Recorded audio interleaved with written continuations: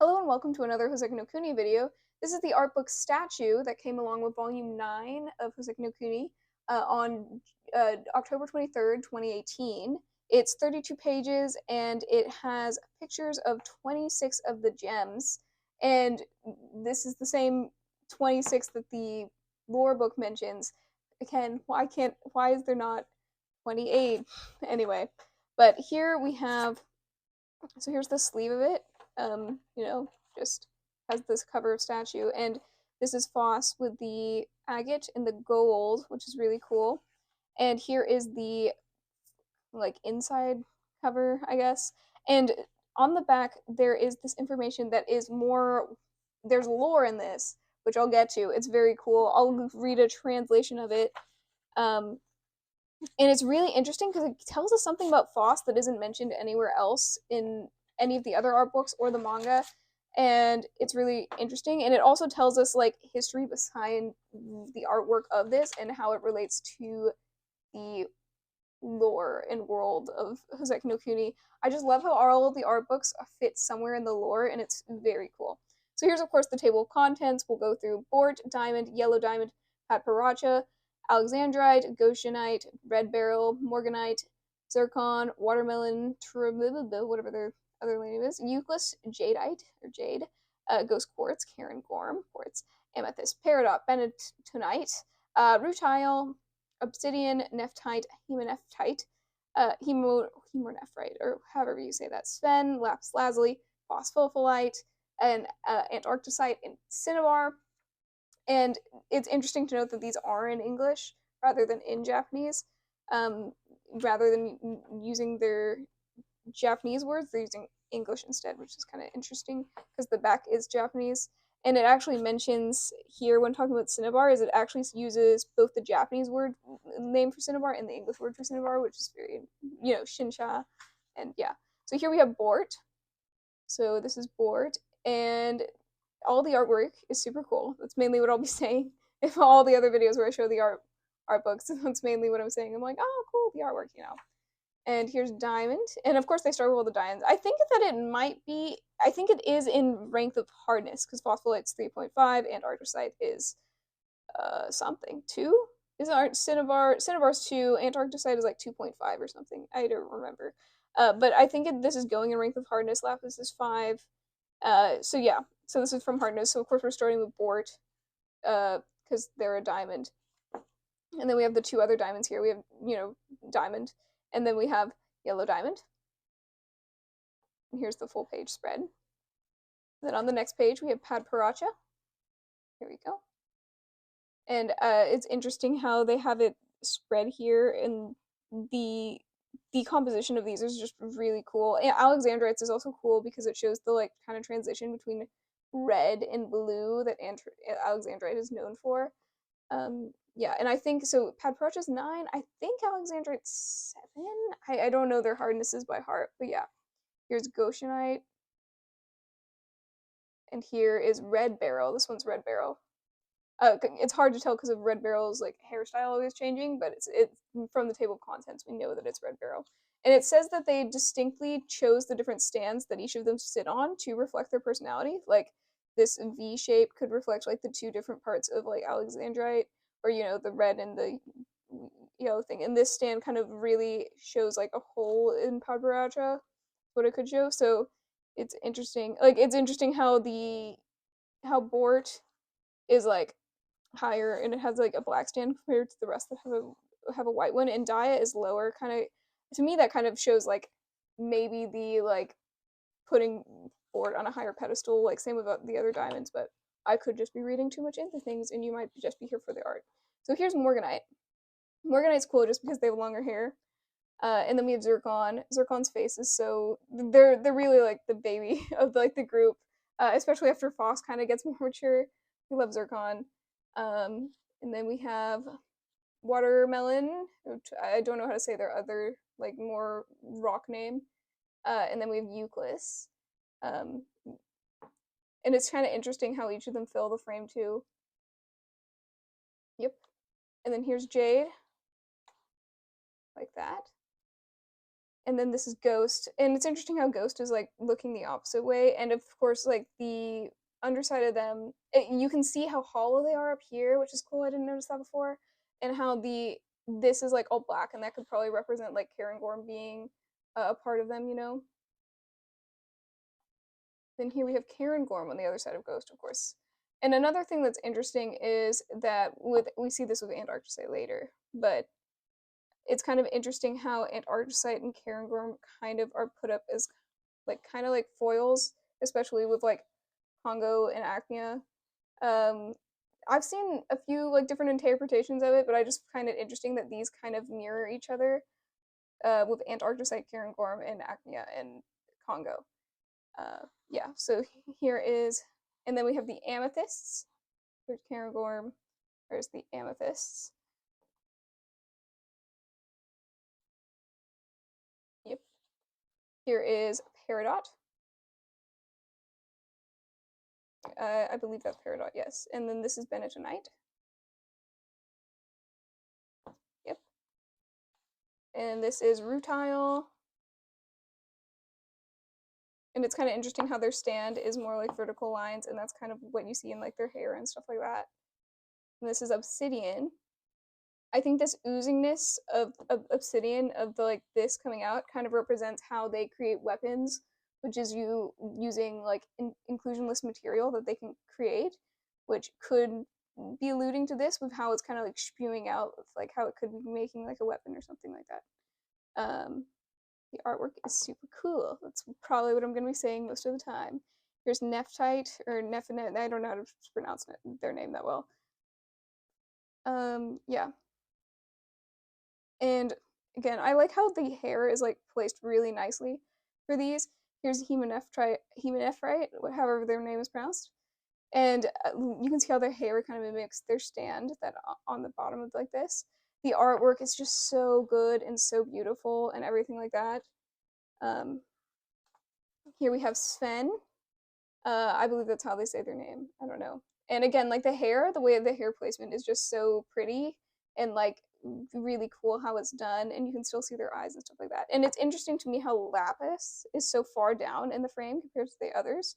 I guess it is also because Lapis is like the only character here that doesn't get revived or doesn't, you know, doesn't really exist in the story, like in terms of living until later. And the eye that's open is the eye that's replaced with the pearl later, for Foss's sake, you know. And it's interesting how Foss is after Lapis. And in comparison to Lapis, Foss's head is propped straight up and looking straight out there. And in order for Foss's face to stand, it has to be held up by the gold and the agate. Here's Phosphophilite. And here we have Antarcticite.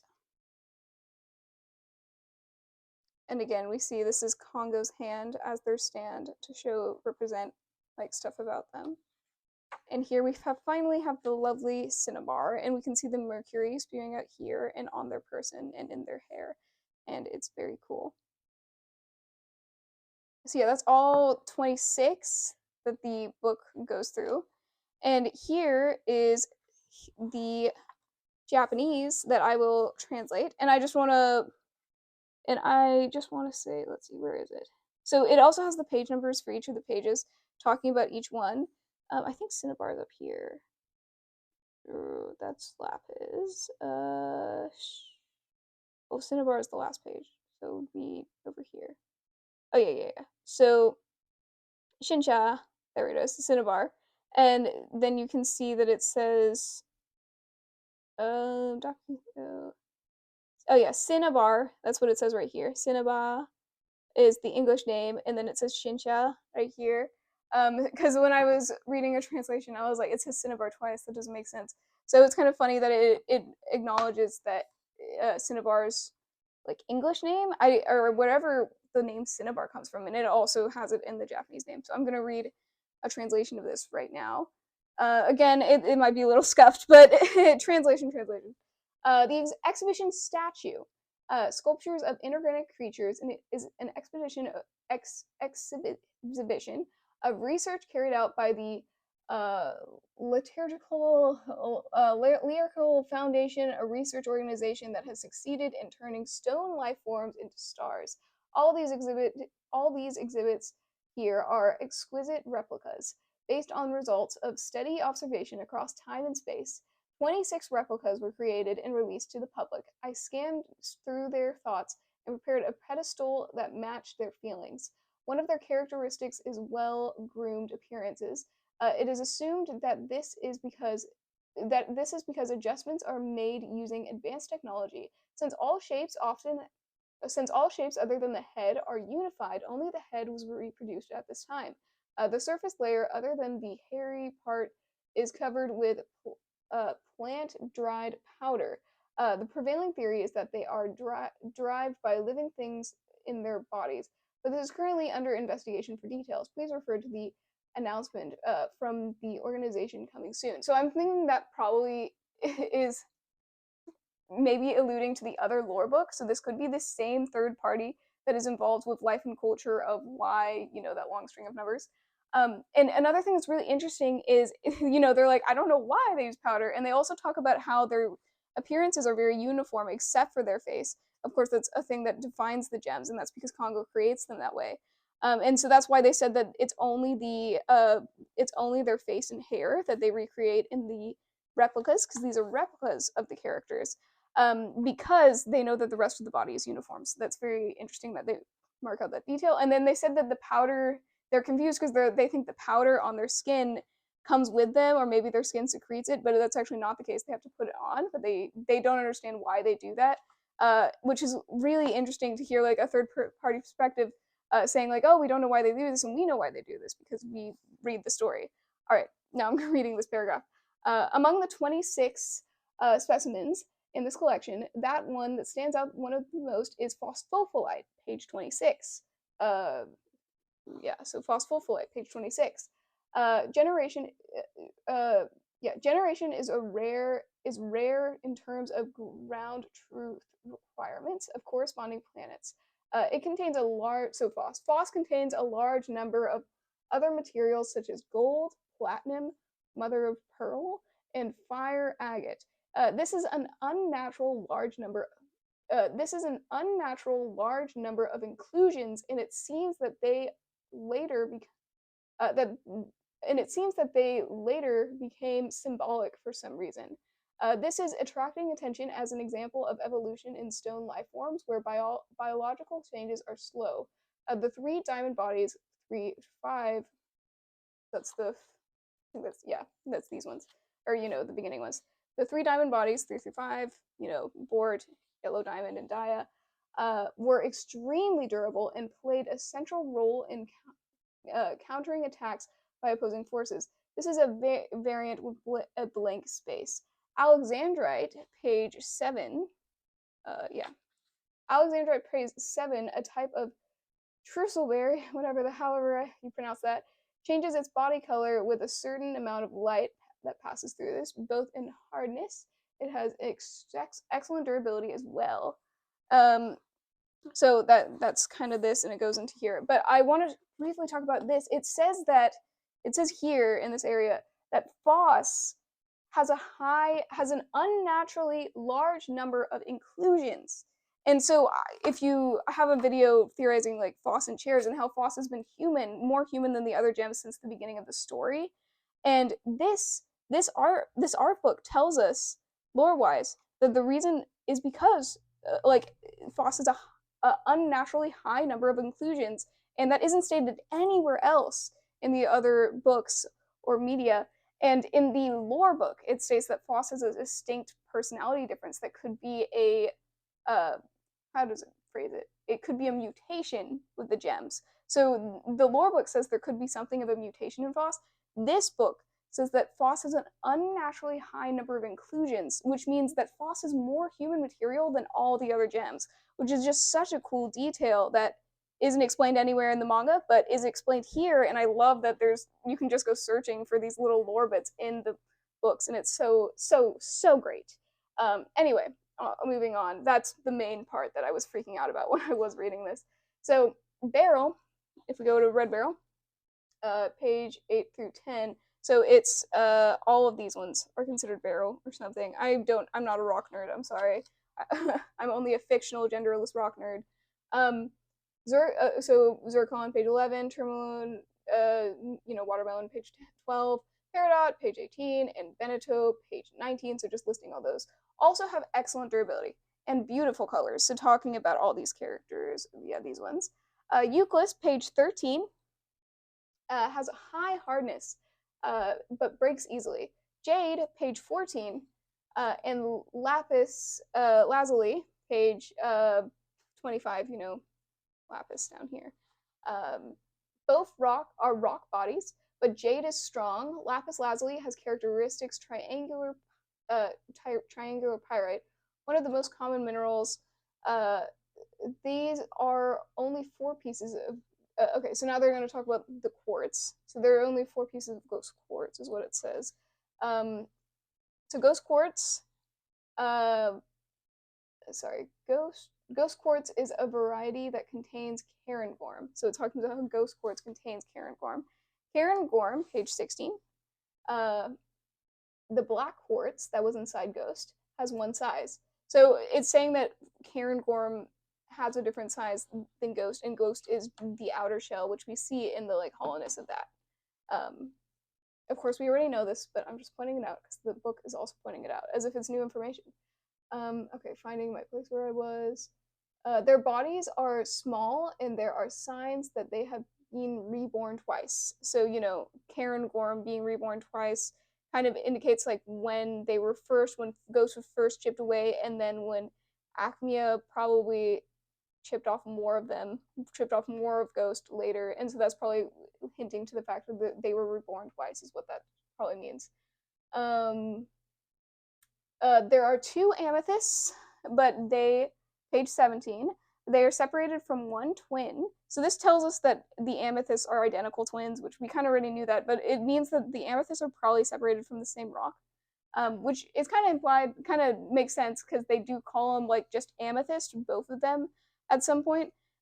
So yeah, so they are considered 1 stone technically. Sorry, I always need to find my place where we're at. Rutile, page 20. Obsidian, page 21. Nephite, page 22. Hemonephrite, page 23. And Sven, page 24, are less hard and transparent than the other stones. They're more transparent and less hard, but they have a very unique and beautiful luster. Antarcticite, page 27, which is normally liquid, is usually imbued with water that does not evaporate. So antarcticite, when they are in their liquid form, cannot evaporate. Again, I keep losing my place. Only the toxic mineral cinnabar. So now it's talking about cinnabar. Page 28, yeah. So it's called shinsha, because again, they say cinnabar twice. So yeah, so only the toxic mineral cinnabar, that's when they use the cinnabar language, is called shinsha, which is the Japanese word for cinnabar. A proper name with a different origin. So it's interesting that it distinguishes the 2 names and that they have different origins, which in English, cinnabar is just cinnabar, but in Japanese, they have different names for it. According to the organization, the trends of these ore life forms suggest that there is a leader-like, for obviously Congo, form that there's a leader-like form, but this has not yet been confirmed. There's a high possibility that we cannot understand it or that it is protected by a special technology. The same applies to the hostile forces. Further research observations are awaited. I would like to give you a brief explanation of this exhibition. I can pronounce words sometimes. We hope that this exhibit will make you think about the biodiversity of another universe and the inorganic organisms similar to our own that live in societies completely different from our own. We would like to express our gratitude to everyone involved for their support and cooperation in organizing this exhibition. And then it says Antron Wave Museum, or let's see, Antroni Wave, and then museum. And so this is obviously a museum exhibit. And so it's just interesting to see, like, I love the third party, like, lore reading of this page. It's so good, and that's why I like Life and Culture of Y String of Numbers as well. And I wonder if this is the same third party in Y. And this is obviously a previous text. I don't know. I think Life and Culture was released with 10. I could be wrong, or maybe it was 11. But Life and Culture is probably, like, it says we await more research and observation, and they're like, it seems like there could be a leader like form, and so this is probably the predecessor to that. And Life and Culture goes into more of the lore, because this is after they've done their research. And even in Life and Culture, they talk about how they really have, like, no contact with the gems. Like, they have contact with the Lunarians, but not the gems.